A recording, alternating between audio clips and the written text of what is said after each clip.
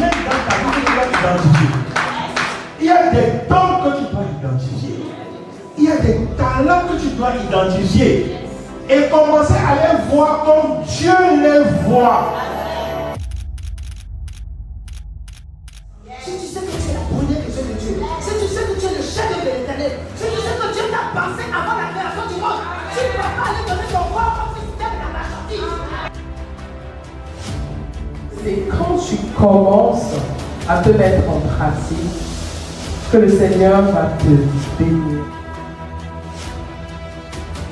Le salon du savoir-faire de l'entrepreneuriat chrétien, c'est une action qui va avoir une grande portée pour tous les chrétiens.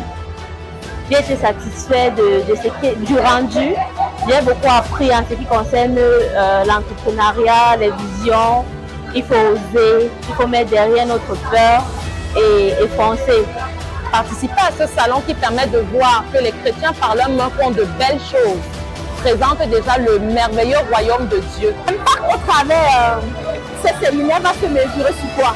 Déjà, la capacité des personnes à acheter des livres, vous savez, sortir de l'argent. On peut facilement sortir de l'argent pour des perruques, sortir de l'argent pour des choses futiles, mais le fait que les personnes viennent déjà voir ce qui se passe ici, c'est déjà un impact remarquable.